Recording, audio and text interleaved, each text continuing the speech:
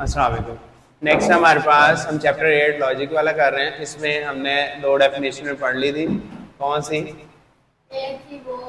Conjunctions और disjunction.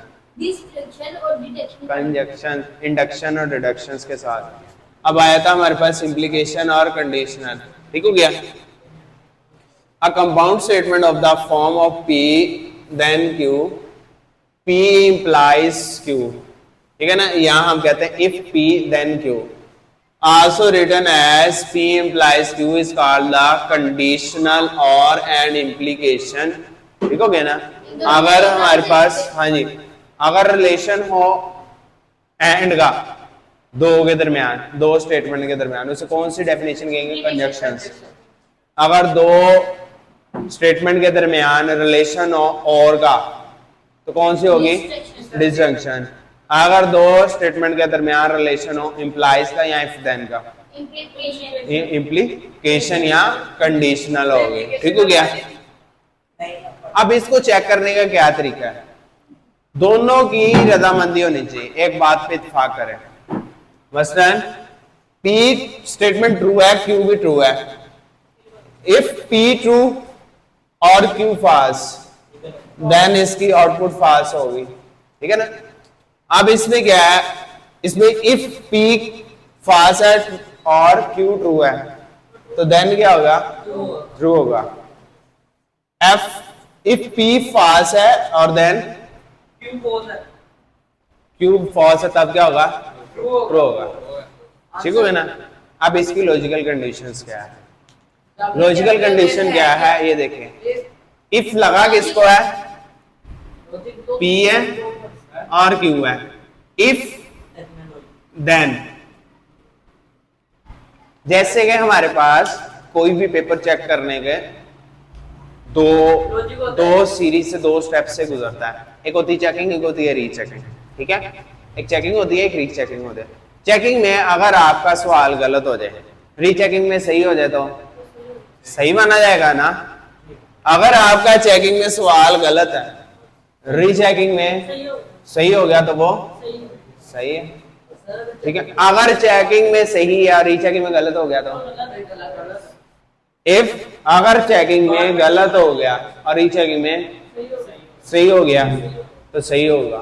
ठीक है। अगर चेकिंग में गलत हो गया है तो रीचेकिंग में सही हो गया तो सही होगा। अगर हमारे पास चेकिंग में सही है और रीचेकिंग में गलत है तो गलत हो जाएगा।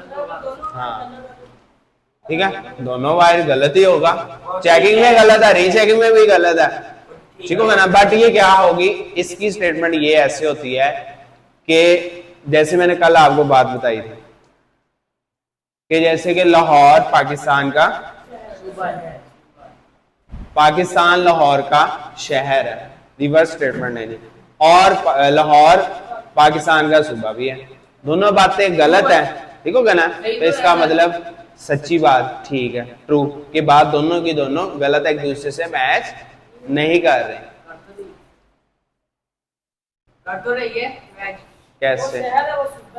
ना ही पाकिस्तान लाहौर का शहर है और ना ही लाहौर सूबा है। दोनों की दोनों फास्ट स्टेटमेंट होगी।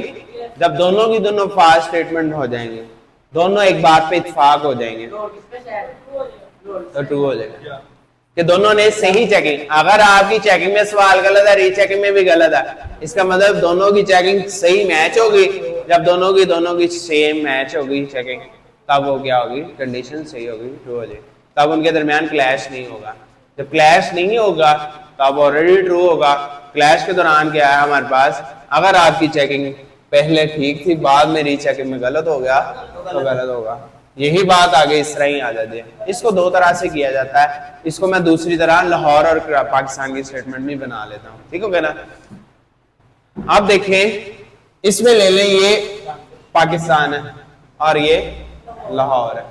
ठीक हो गया ना। पाकिस्तान लाहौर यानी कि लाहौर पाकिस्तान का क्या है? शहर है। ठीक हो गया ना। पाकिस्तान और पाकिस्तान में लाहौर वाक़या है। ठीक है। आप देखिए वो कह रहा है पाकिस्तान में लाहौर नहीं वाक़या है, गलत कह रहा है।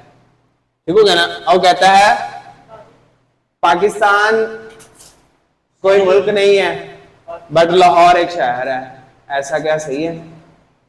सही है ना, ठीक हो गया ना। इसमें यानी कहने से मुराद है, लेट्स वो सॉरी, इसमें कहा जा सकता है पाकिस्तान लाहौर उसका शहर हर हाल में रहेगा। ठीक है ना, पाकिस्तान जब पहले नहीं भी था बट लाहौर था। ठीक हो गया ना, सिटी है तो वो ट्रू है। ठीक हो गया ना। अब इसमें ये बात आती है कि वो पाकिस्तान भी नहीं है और लाहौर भी नहीं है। अगर पाकिस्तान नहीं है तो लाहौर भी नहीं है, अब पाकिस्तान नहीं है तो लाहौर भी नहीं है, तो तब भी ट्रू है। अब इसकी आपके ऊपर डिपेंड है कि आप इसको किस तरह से याद रखते हैं, ये बहुत ज्यादा जरूरी है जी। ये टेबल आसान है, अगर आप इसको चेकिंग और रीचेकिंग से याद रखते हैं तब सबसे ज्यादा इजी में लगता है। अगर आप इसको चेकिंग और रीचेकिंग से देखते हैं तो सबसे ज्यादा इजी है। एमसीक्यूज के लिहाज से कंडीशन ऐसे नहीं आएगी, शॉर्ट क्वेश्चंस के लिहाज से आएगी। आगे एक्सरसाइज में इसका शॉर्ट क्वेश्चन आएगा, बहुत जरूरी है, बहुत जरूरी है। अच्छा अब देखें, हम इस तरह से आपने पहले पढ़ा हुआ A ratio B, the first element is known as, A ratio B के अंदर फर्स्ट एलिमेंट क्या कहलाता है?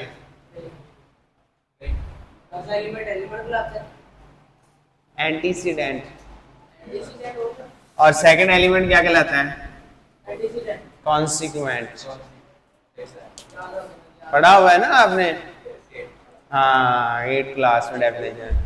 अब देखिए, P is called the antecedent और हाइपोथेसिस, ये आपकी तजिया निगारी इसके ऊपर बुनियाद बन, क्योंकि इफ इसमें लगता है, इफ देन, इफ क्या कहता है, देन हम डिसाइड करते हैं क्या होगा।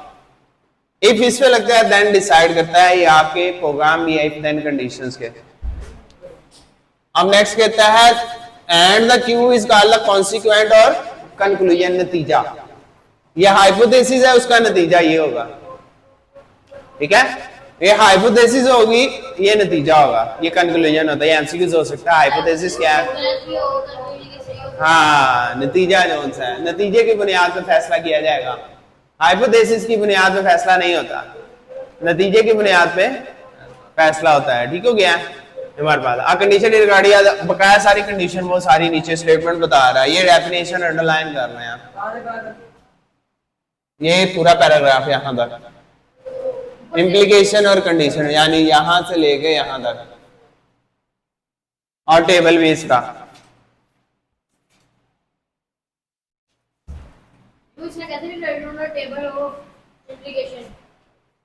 अब आ जाती है यहाँ बाई कंडीशनल। जी, बाई कंडीशनल में डबल एरो आता है, वो इक्विवेलेंट वाला। जी इक्विवेलेंट वाला।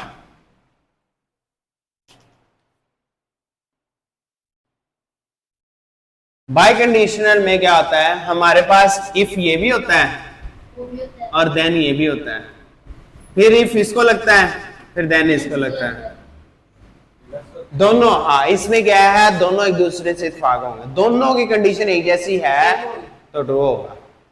यानी अगर दोनों ट्रू है तो ट्रू है, दोनों फाल्स है तब भी ट्रू है। दोनों में से एक जैसा भी मुख्तलिफ, वहां फाल्स इनटू फाल्स फाल्स होता है। समझ आ गई? दोनों में से एक भी फाल्स हुआ तो आंसर फाल्स होगा। बाई कंडीशनल में दोनों का एक दूसरे के ऊपर इत्तेफाक करना है। ठीक हो गया ना? इफ देन, इफ फिर देन, पहले इस पे चेक किया जाएगा, इस तरफ, ये देखिए पहले सिंगल एरो इस तरफ चेक किया जाता है, इफ देन, पहले इफ ये फिर देन, पहले ये चेक कर रहा है फिर ये रीचेक कर रहा है जी, फिर ये बाद में ये चेकर हो जाएगा और ये रीचेकर हो जाएगा। ठीक है ना? अगर इसने, जब इसने फाल्स कर दी, इसने कोई टिक कर दी, वो टिक हो जाएगा। अब देखें, इसने टिक कर दी, इसने फाल्स कर दी, फाल्स हो जाएगा। ठीक हो गया ना? ये चेकर, ये रीचेकर, भी ये चेकर, ये रीचेकर, दोनों का फिर इसको कहते हैं बाई कंडीशनल। बाई कंडीशनल के अंदर क्या होता है, the statement P implies Q and Q implies P is shortly written as P double arrow Q and is called the biconditional or equivalence. It is read P if double F if stands for if and only if. वो है if then ये if and only if, ठीक हो गया। We draw up to truth table, इसका truth table देखें, ठीक हो गया। अगर आपको कहा जाए इसका ट्रूथ टेबल ड्रा करें, फिर अब ये देखें यहाँ ये बाय कंडीशनल के लिए दोनों स्टेटमेंट का आपस में इसको मैच किया जाएगा इसको। अब ये 2 है, ये 2 है तो 2, ये फास्ट ये 2, दोनों में से एक भी कंडीशन, पहले इस पे इफ लगाया, फिर इस पे, फिर इस पे, इस पे, अब ये और ये, फिर ये और ये 2 हो जाए। अभी ये को नीचे टेबल है, कंडीशनल रेटेड विद द ये लास्ट है। अब आया था हमारे पास जी बाय कंडीशनल की डेफिनेशन पहला स्टेप जी, if and only if. Okay. अब ये हमारे पास ये शॉर्ट भी बहुत ज्यादा इंपॉर्टेंट है, ये कंडीशनल रेटेड ये conditional related with the given condition. Let P and Q be the statement and P if then Q, P implies Q be given the condition then P implies Q is called the converse of P Q। Q implies P, ये क्या है? Q implies P। अब इसका converse क्या है? P implies Q। इसका converse कहते हैं रिप्लेस कर देना अपनी जगह को। P implies Q। अब स्टेटमेंट में ये का कन्वर्स क्या है इसका? P implies Q। Q implies P का कन्वर्स किसे कहते हैं? जगह तब्दील करना, तब्दील कर देना, जी इन्वर्ट कर देना, तब्दील कर देना, अपनी जगह को छोड़ के दूसरी की जगह चले जाना। अब ये क्या है? ये कौन सा एग्जाम्पल है? अच्छा, अब मैं पूछता हूं आपसे, negation of P arrow Q, इसका कन्वर्स क्या है? 1 मिनट बोलना नहीं कोई भी। है इसका कन्वर्स बताओ क्या है?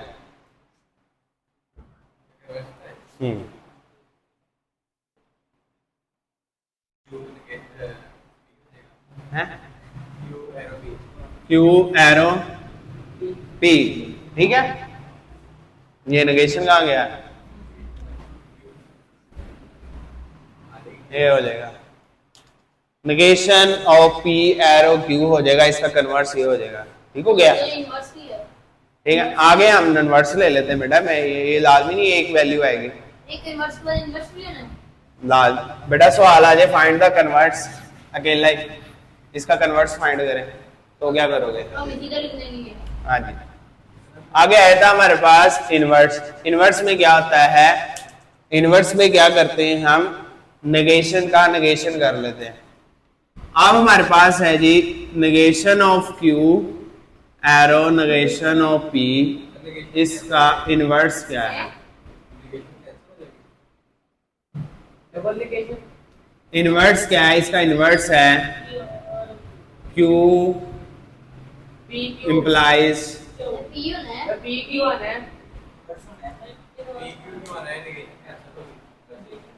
वो बेटा उन्होंने PQ लिखा है तो वो PQ में देना है, मैंने QP लिखा है तो QP में लिखना है। आपने वैल्यू चेंज कर दिया है। हाँ जी, आप आंखों से देखे ना, उधर PQ लिखा है, मैंने आपको पता था ना। अच्छा, अब मुझे बताओ इसका इनवर्स क्या है? इनवर्स क्या है?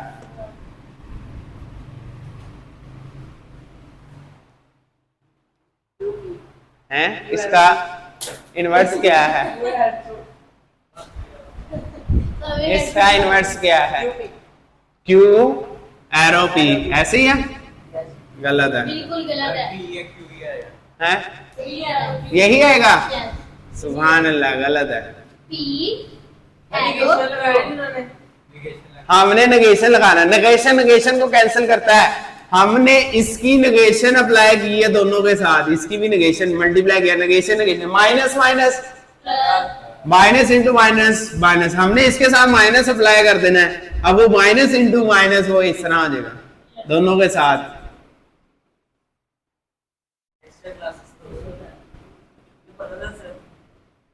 लाया कि नहीं? अब नेक्स्ट देखें, ये था कन्वर्स, ये था इनवर्स, अब आया था कॉन्ट्रा पॉजिटिव। तो बढ़िया है। कॉन्ट्रा पॉजिटिव में हमने दोनों रूल अप्लाई करने हैं, नेगेटिव भी लेना है और जगह भी रिप्लेस कर देनी है, ये हाँ। नेगेशन भी कर देना है और जगह भी तब्दील कर देनी है। याद रखें, कन्वर्स में सिर्फ जगह तब्दील होती है, कन्वर्स में जगह तब्दील होती है। जगह तब्दील होगी। ऊपर लिख ले बेशक बुक पे। इनवर्स में नेगेशन लिया जाता है,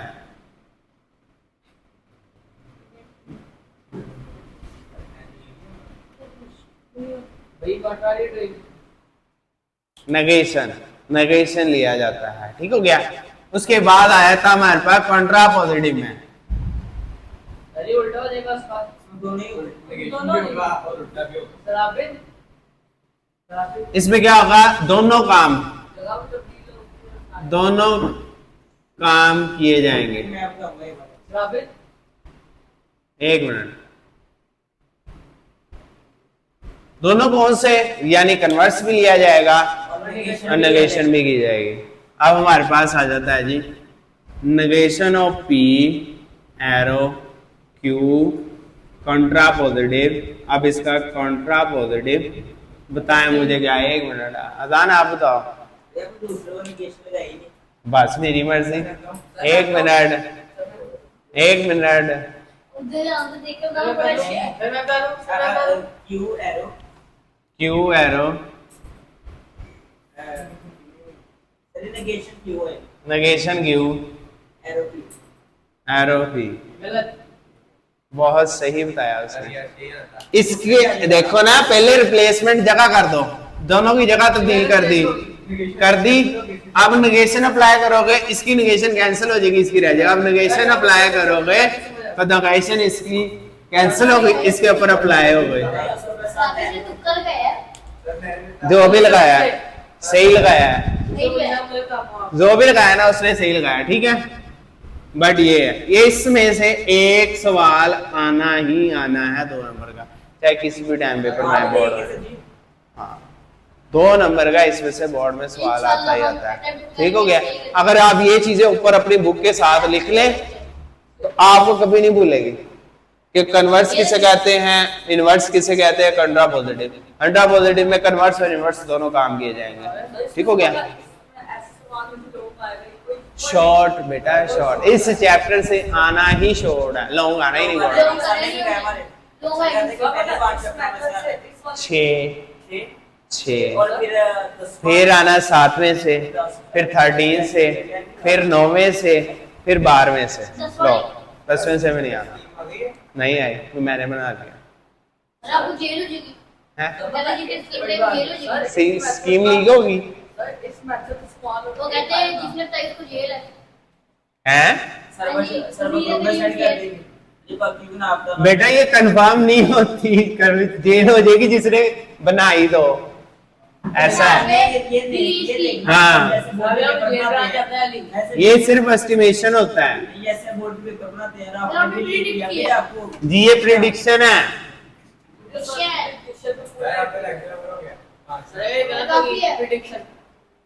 प्रिडिक्शन कोई बात नहीं, प्रिडिक्शन में प्रिडिक्शन जब हो जाएगी गलत तब बात है।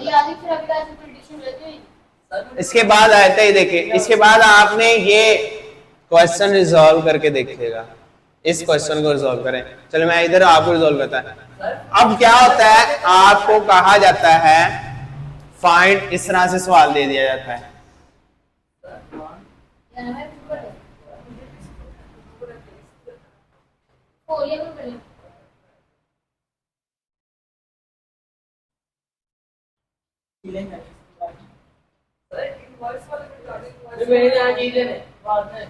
फाइंड या draw the truth table, draw the truth table. एक मिनट, इसका ट्रुथ टेबल बनाया है उसने। आपको सवाल आ जाता है ड्रॉ द ट्रुथ टेबल। ठीक हो गया। आप इस सिर्फ इतनी वैल्यू का ड्रा द ट्रुथ टेबल आएगा। आपने पी अप्लाई करेंगे। पी की वैल्यू लेनी, जैसे आप कंप्यूटर में लेते हैं ट्रुथ ट्रुथ फाल्स फाल्स, फिर ट्रू फाल्स ले लेंगे, ठीक हो गया। फिर आपने पी का नेगेशन लेना है, क्यू का नेगेशन लेना है, फिर क्यू इंप्लाइज पी फाइंड कर देना है। क्यू इंप्लाइज पी फाइंड करने का एक ही तरीका है जो हमने इफ देन कंडीशन से किया है, ठीक है ना। अब रिवाइज करते हैं।